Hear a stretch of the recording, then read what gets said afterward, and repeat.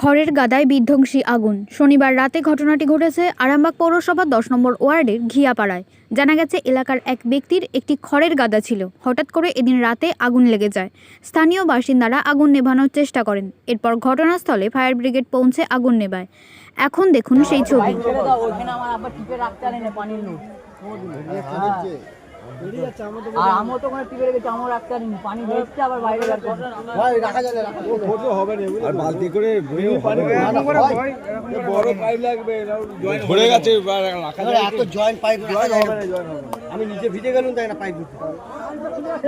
কখন আগুনটা লাগছে বা কিভাবে লাগছে?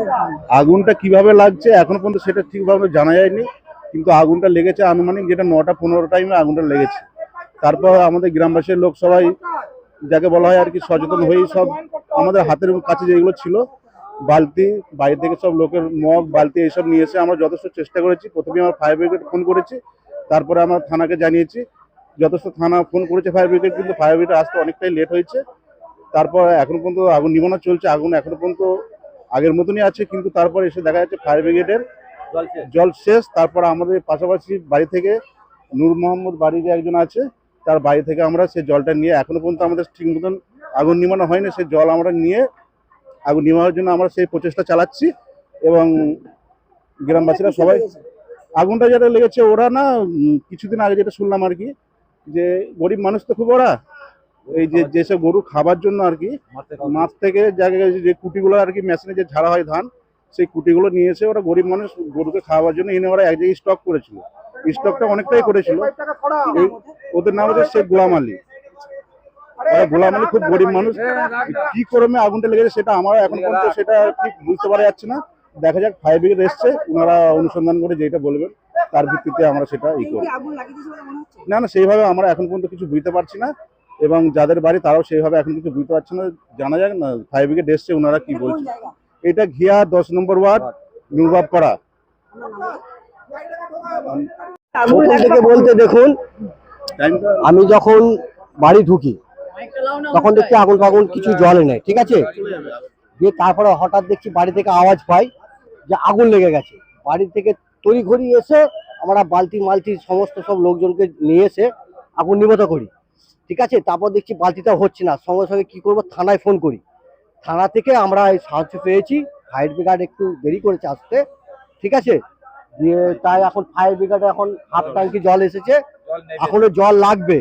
তো কি করব, আমরা বাড়ি থেকে মিনি চালিয়ে ফায়ার ব্রিগেডে জল দেওয়া হচ্ছে। ফায়ার ব্রিগেড টাইমটা তো বলতে হবে না, মোটামুটি 10-15 মিনিট এরকম হবে, ঠিক আছে। কেননা 9:10-15 আগুন লেগেছে, ঠিক আছে। হ্যাঁ, কেননা এই সময় তার ঘড়ি দেখার টাইম নেই, কখন কি ঘড়ি দেখবো। এই হচ্ছে পরিস্থিতি। ফায়ার ব্রিগেড এসেছে, জল শেষ হয়ে গেছে, বাড়ি থেকে জল নেওয়া হচ্ছে, এবার কাজ হবে। এটা হচ্ছে ঘিয়া নুরবাবপাড়া, 10 নম্বর ওয়ার্ড।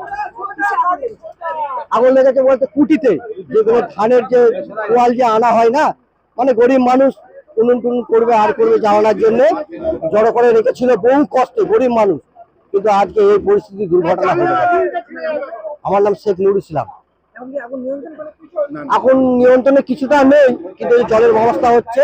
আমি দেখার ফায়ার ব্রিগেড গাড়ি, মানে যাতে ঘর থেকে মানে বাড়ি থেকে জল নেওয়া হবে, গাড়ি ঢুকানো হচ্ছে। ওইখান থেকে ট্যাঙ্কে ভর্তি হবে, তারপরে ওখানে আগুন নেওয়ানো হবে। ঘরের সামনে, তাও সামনাসামনি ফায়ার, ঘরের কাছে না কি বলবো না, ফাটার মতো আমার না ওই কোনটা ঘুরতে